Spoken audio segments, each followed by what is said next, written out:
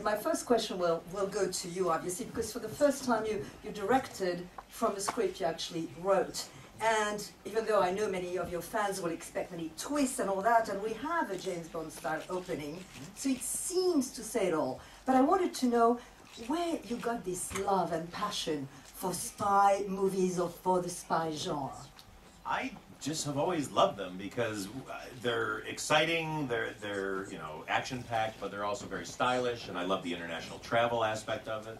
But for me also, it just felt like the perfect arena to do a comedy, and not a spoof. We've seen plenty of Johnny Englishes and Austin Powers, and I think those are very funny, but I didn't have any desire to do that. I've always wanted to make a spy movie, but I do comedy, and so I thought, well, how can I make a real spy movie and still make it funny? And it's all about human interaction. It's about the character being kind of a fish out of water. We're not meeting somebody who is the top of their game, but somebody who has a skill set that they've been told doesn't work, and that, you know, they've been kind of manipulated and not doing it. And then the fact that that person gets to go out in the field and prove themselves of what they always knew they could do, that's exciting, because then there's comedy that comes out of that as she figures it out.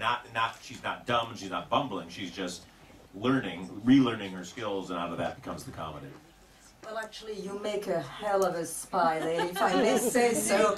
And you kick ass like no spy I've seen. How important was it, in particular, because I know, I mean, this is really also a sort of feminist film, and I know you fight for that. I mean, how important was it to not to be a dumb, but on the contrary, to be a very smart woman, relying on her wits to be a great spy? It was incredibly important. It's the first question I asked Paul when I called him, right after I begged him to do it. My first question was, will she always be smart? Will she stay incredibly smart, incredibly capable, and strong in that way? And he said, absolutely, it's really the only way it will work. And I think that's important. I mean, there are a lot of women that are agents and a lot of women that are spies, and they're doing that job, and I certainly didn't want to try to dumb down. I mean, I think it would damage the whole thing. I mean, what's interesting is that job is rather amazing. So to dumb it down would really be chipping away at a great character. And in my research on writing the movie, I actually found out that it's a fact that women actually make better spies than men, because of the fact that real spy work is about interaction, it's about gaining the trust of the person you're trying to either infiltrate or get to your side, and being able to read people. And so it just seems to be a skill set that the women are actually better at, so they definitely deserve their own movie. Yes, sorry, Jason, she's better than you are. I mean, come on. I mean, well, sort of inept agent, and funny enough, I know that Paul wrote the script with you in mind, and That's not right. Melissa, actually. With a gun to his head. You wouldn't leave my house. Exactly. 3 weeks, and he finished it rather quickly. Actually, it's interesting because you see, I remember, I mean, a long time ago, but when you did the Crank movies, where you were absolutely hilarious, did it remind you of those times where you were not like considered an action persona in the movie industry? Yeah, I mean, this is working. Yeah, this was a great relief for me to do something that wasn't contained and restricted, and you know, you could pump him up to whatever level that you wanted to get him to. And there's a lot of fun to be had when you're doing that kind of thing. You know, it's. I think Rick Ford is such a good character. I mean, when Paul was describing it to me, I didn't want to play like an idiot, just some useless spy that couldn't do anything. Because I think that would have just been too sort of on the nose, just me being in a comedy and then just falling on my face every 5 minutes. So I think Rick Ford is a very strong, capable spy, and obviously he tells everybody that. But I think his compass is a little bit off. He just turns up at the wrong time. He's in the wrong place all the time. He's just the worst card player. And I think you know, it's an interesting character because he is good, but he's just missing something that's one of the most key ingredients to make a good spy. Well, I always see it as being that Rick Ford he's a very good agent who has made a couple of very crucially bad decisions right when we first meet him. First he's quit and he's taken his earpiece person out of his ear, so he doesn't have that extra perspective. And then he's so driven crazy by the fact that somebody he thinks is his inferior is doing his job that he starts to make very bad decisions. So in another situation, Rick Ford is aces. Yeah, in another situation, right? Well, let's hear your question now, and you better be aces questions, all right? First question, where would it be? All right, we have the mic here. Please stand up so that we see you. Hello, thanks for the movie. Thanks for being here. Je vais poser la question en français pour que tout le monde comprenne. Qu'est-ce que vous avez ajouté dans votre personnage? Plutôt, est-ce que ça a été écrit complètement comme ça ou complètement fou?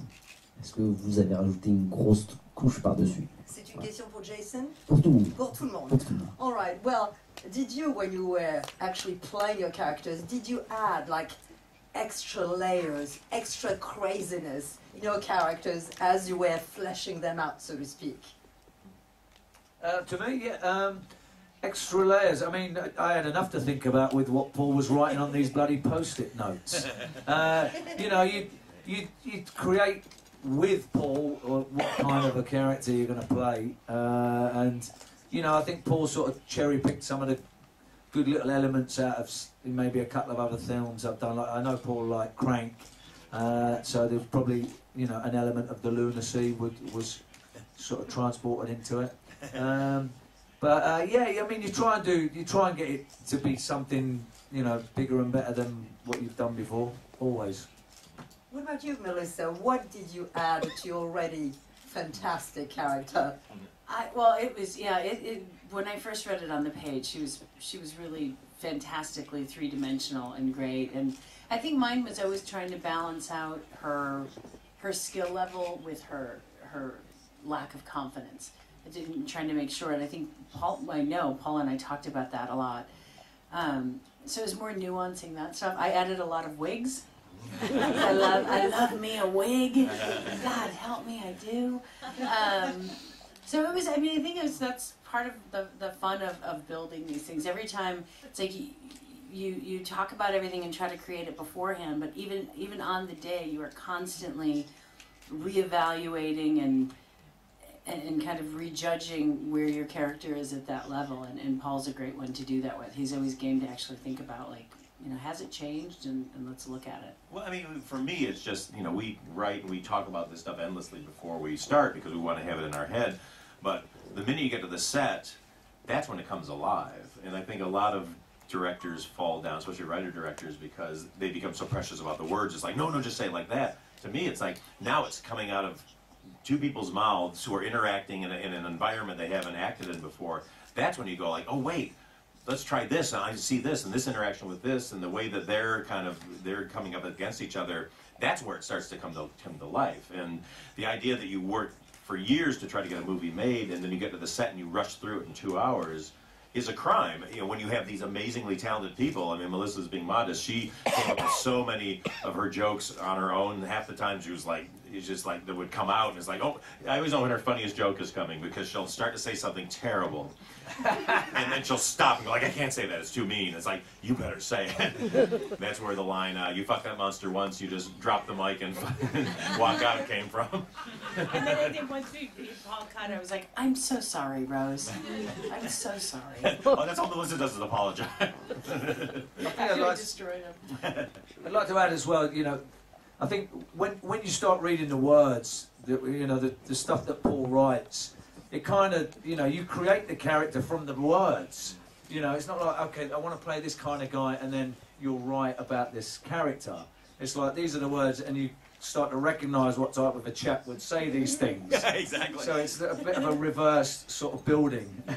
And I like that. I like that in-the-moment kind of discovery of new things, because then it happens the first time on camera, and so it's like lightning in a bottle. You just have this fresh feel, as opposed to we rehearse the hell out of it, and then we get on stage and just recite lines. Yeah, because I think that whole thing, even with my character with Jason's character, I knew that they were at odds, but I don't think it was until we were filming it that it was like, oh, it's really personally, like, he personally hates her, and I think that changed like how you play that changed, at least for me, the whole way we played all of our scenes, especially in the casino. I was like, oh, we are going at it. Like he's personally against me. So like it made me play in a whole different way, which is, that's the whole fun of it. You get pushed into like a different level. Question A ici, et ensuite nous donnerons la parole là-bas. Bonjour, hello Melissa, Paul et Jason. Alors ma question en français également, c'est pour Jason et Melissa. En fait, dans ce film, on a l'impression que tous les deux, vous avez des rôles qui sont complètement à l'envers de ce que vous avez fait dans votre carrière.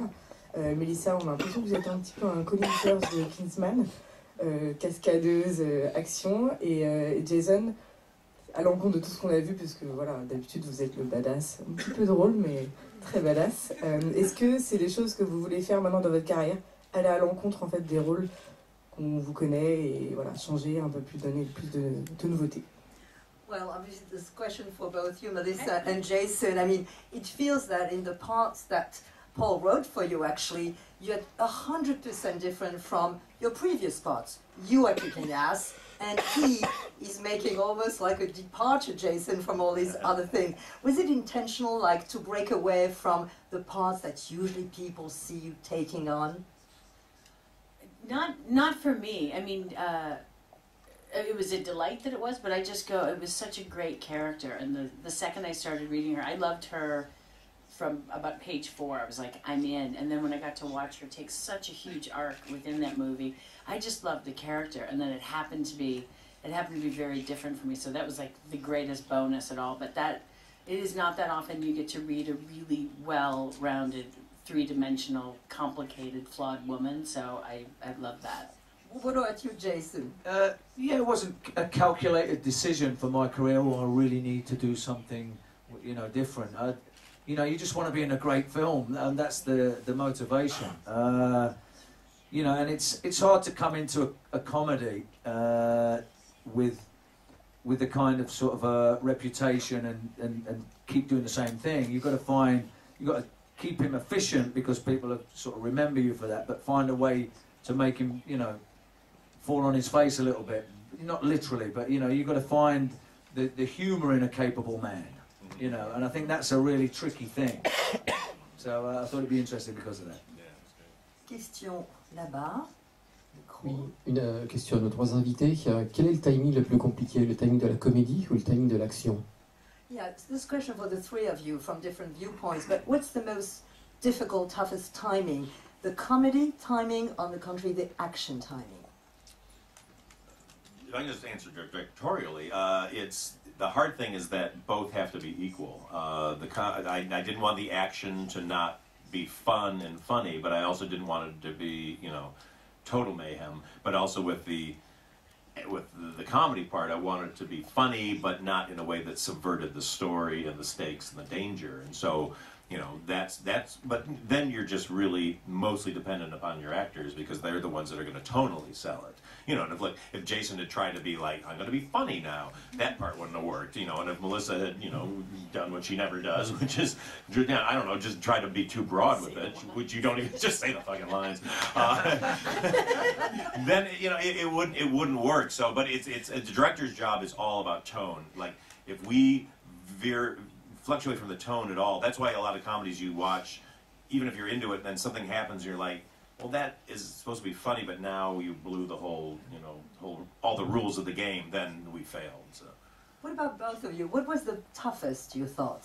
Comic timing or action timing? You know, I think they're both. I mean, it's like you said, it's hard to get a judge on both of those. They're both very different, and I think that I just rely on the director Paul here for the timing of everything, and you get in the rhythm with. You know, when you're playing across from each other, you know, you get it kind of the rhythm sort of finds itself, and the timing therefore is handled with what's happening between the two of you. So I don't think I don't have a conscious sort of feeling about what's happening. It's just sort of going off, and it just takes care of it, and then you get a giggle from the director. I think you know you've done the right thing. That's right. I mean, actually, you were talking about the rhythms. I mean, I mean, did you rehearse, for instance, to find the right rhythms, whether action or comedy, the two of you, or not at all? No, I think part of what works about it so well is that it's spontaneous. I think we were constantly trying to surprise each other or surprise the rest of the cast, not with, you know, completely new, different stories, but just enough so it kind of keeps everyone a little thrown off. And then you've said something to whoever you're with that they don't expect, and then they have to respond.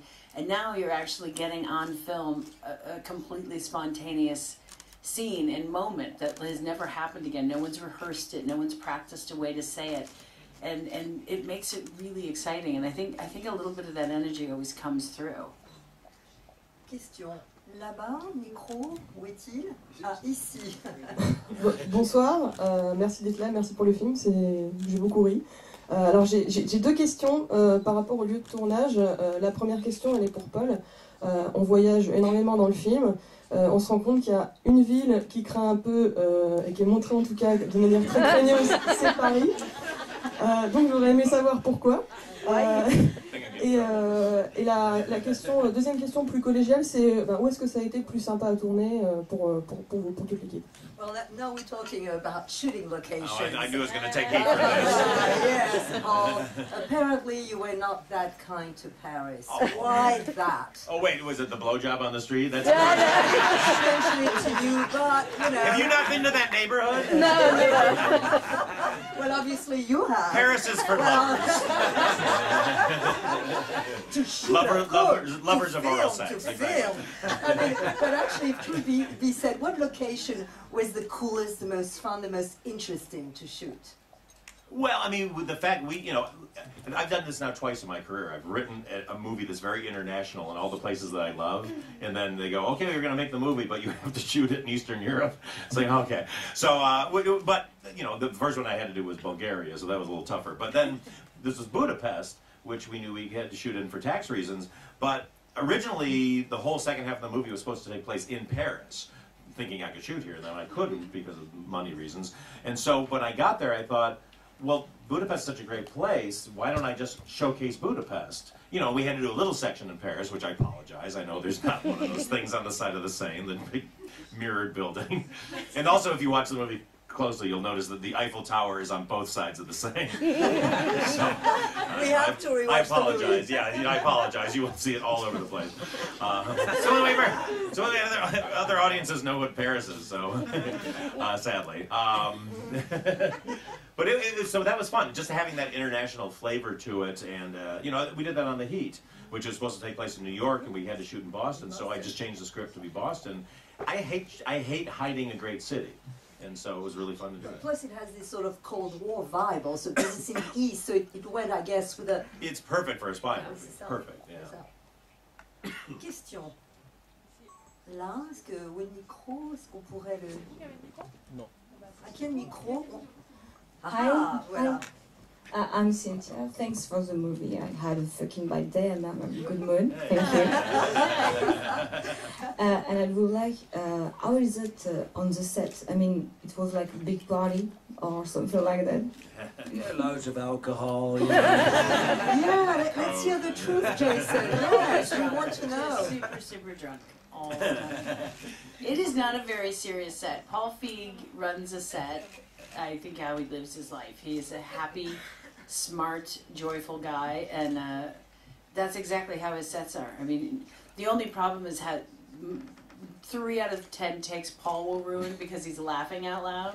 Just sitting really close to where we're shooting, like laughing at the top of his lungs. We're like, Paul, we're shooting! But if that's your worst problem, that your director is like loving what's going on and laughing out loud, I mean, that is a really good day at work. Une question ici. Quel micro là-bas? Hi guys, thanks for the blast. I have a question for Paul. You love women, of course, and you love showing that they have power. You showed it in Bridesmaids, in The Heat, in Spy Now with this badass character, super badass. What's the next step? You know, well, I mean, I'm doing Ghostbusters next, so now we've got 4 great women in that. But you know, again, to me, it's not a political statement, really. It's just more of I'm trying to write the record on women not getting good roles traditionally in comedy. I mean, comedy is my bread and butter, so that's what I really care about. And you know, it just comes from years of watching the funniest women I knew being in movies and not being allowed to be funny because they were playing a man's version of what a woman is, and she's either annoying or she's perfect, and it's like, you know, I know too many women who are great, and I want to show them the way they are, and so, you know, it's just selfish too. I mean, some of the funniest people I know are women, and I just have a more feminized take on the world, I guess. I had a lot of bullies when I was growing up, so I guess I always was more comfortable being with the ladies, so so it's fun, but I'm having the time of my life, and if I just love doing it. I love, there's so many funny women who need need these roles and stuff, and so we're just, you know, kind of one at a time, we're trying to do it. Question ici.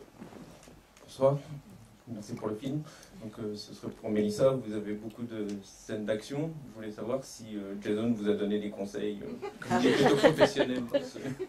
Well, all right. I mean, this is a question for you, Melissa, but also you can barge in. I mean, Jason, I mean, you obviously have a lot of action scenes. I mean, did Jason give you any piece of advice that you choose to follow or not, by the way? Most of those scenes, it was Jason in a wig and a prosthetic mask of myself.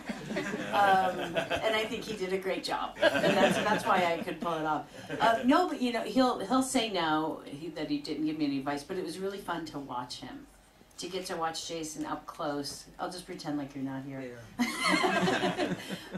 To get to watch him up close do those sequences and see how fast and precise he is with that stuff, and that there's a real, you know, specific, cool way to do it was pretty fun. I felt like I got a good class, even though he was not trying to do that. So you didn't give her any advice? No, who am I to give advice to anyone? I mean, it's like, no, I think everyone's doing the same sort of thing, and everyone knows what they're doing. I mean, that kitchen fight is one of the greatest action sequences I've seen. And I mean, I don't think I've been training, doing years and years, my whole career. You know, to have that comic edge that I mean, it's easy to take guys out and to, you know, put them on the ground and do it stylishly and, you know, walk out there with a cool expression. But to do that, and on top of that, have that, you know, the facial expression of all those little moments that come within that is so funny, and to put that in with all those things, I wouldn't be able to do that, no way. So I'm now getting tips from Melissa. Bonsoir. Alors j'aurais une question pour Paul et Melissa. On a l'impression que ces dernières années, depuis The Hit en particulier, on utilise un petit peu Melissa pour dynamiter un petit peu des duos inédits au cinéma. On ne s'attendait pas à la voir avec Sandra Bullock, on ne s'attend pas à la voir avec Jason Statham. Est-ce que c'est quelque chose qui est volontaire? Est-ce que Melissa elle-même a cette impression que justement avec elle on peut créer de nouvelles choses comme ça? Well, it's a question for Paul and Melissa mostly, but I mean, in the past few years, it seems you've been paired with sort of unlikely partners, thanks to you. I mean, we didn't expect Melissa next to Sandra Bullock. We didn't expect Melissa next to Jason. Is it something that you enjoy, like creating these sort of unlikely pairs? Oh my God, I mean, for me, it's a dream. I mean, I get to keep working with these really great people, and I don't know, once we get together, I have to say, I think that's one of the many things Paul does so well, is put people together. And if they might seem unlikely, it goes along with how Paul thinks, which he does not, I don't know if he knows or ever thinks in terms of shoulds. Like there isn't like this should happen, this shouldn't happen, put this person in this box. He just doesn't think like that. So I think he literally sees without any of those boxes or limitations, and he puts people together, and it just keeps, it's working out great for me. It's like a treat every time. Are you kidding? No, it's a thing. I mean, it's fun for me. Casting is my favorite thing in the world because, you know, it's an old cliche, but the biggest thing as a director is your casting, because once you cast the right people, then you just kind of guide them along and, you know, get out of their way, really. And I just have people I'm fans of, and I go like, for me, it's almost like I love this person, I love this person. What can I do to get them together? You know, and so with Jason, I've been dying to work with Jason ever since. I mean, I love all his movies, but since Crank, again, people will say like, "How did you know Jason could be funny?" It's like Jason's been funny, amazingly funny in those two movies, and then then you've been great in all the other movies too. But you were incredibly funny in the Crank movies. Yeah, and so I go like, well, God, how can we mix them? It's like, oh, God, if they're rivals against each other in the spy world, that's fun. And then, you know, the Sandra thing happened that way. And you know, even putting together the Ghostbusters cast was just like, who are the 4 funniest people I know who would be just inspire me kind of for an interesting pairing? And then it's, you know, again, I always like to just go like, set something in motion and then just start the cameras rolling and see what happens. And half the time it's just like, I don't know what's going to happen. I never rehearse because the times we've rehearsed, suddenly the first take, this amazing thing happens as they're rehearsing, the cameras aren't rolling. And I'm like, fuck, we didn't get it. And then it's like, you know, we'll try that again. It, you know, not that can't do it, but there's a fire, there's a lightning in a bottle thing that happens the first time. And so I'd rather just go like, let's just see what happens, roll that camera. Last question, who has the mic? Can't see. Bonsoir. Oh, voilà. Merci pour le film, je pense qu'on s'est tous bien marrés. J'avais une question pour le réalisateur. À la fin, pendant le générique, on voit des nouvelles de l'espionne. C'est pour savoir s'il y aurait une suite. Ouais. Et j'ai une question pour Melissa McCarthy. Qu'est-ce que vous avez préféré dans le film? Est-ce que c'est les scènes de combat, de pilotage d'hélicoptère, ou les scènes où c'est des dialogues un petit peu vulgaires? Very curious to know. All right. So, well, you're curious. Okay, you'll find out. In fact, what did you get the most kick out of? I mean, was it most the action scene, the funny scene, the scenes where it really baldy dialogues? What did you like most? Oh, I don't think I can pick a favorite. I mean, half of the joy of that movie is that I got to do all of it. I mean, the hanging from a helicopter for 3+ days with Jason, like many times I kept screaming down like, well, if you told me this is what I would be doing 10 years ago, I would have said you were insane. And then fighting and like just an argument, all of it. I think it's the combination. The fact that I get to do all that stuff and stay inside this one, you know, woman is beyond awesome. So I can't pick a favorite. Was there one for you, Jason? One that you got a great kick out of playing? Like you said, it's hard to isolate any of them. They're all very great moments that we have fun with. You know, getting caught in bed with Melissa by her kids. I've got to say that tickled me. One time my husband and my children, it was all closed. There was like a big curtain around that whole set. No one said anything, and my husband walked in with my 2 young daughters, and Jason and I are in bed, and one of them said, "Are you tired, Mama?" And I said, "Yes, Jason and I are taking a nap." And of course, the last part of the question goes really most to you, Paul. I mean, obviously, as Lily said, we had a ball watching Spy. Oh, yeah. I mean, absolutely. And in the end credits, we see Melissa, Susan, like crazy missions and all that. Is it something that you have in mind, maybe for future adventures? Shall I say the word franchise? Look, I mean, I love this character, I love these characters, and I love the genre, and you know, what's great about the spy genre is there's limitless countries and there's places we can go, and nothing would make me happier than make another one and to make several of these. So, you know, fingers crossed this one does okay, so they'll let us. Well, thank you so much for bringing the first Spy to us. Next year we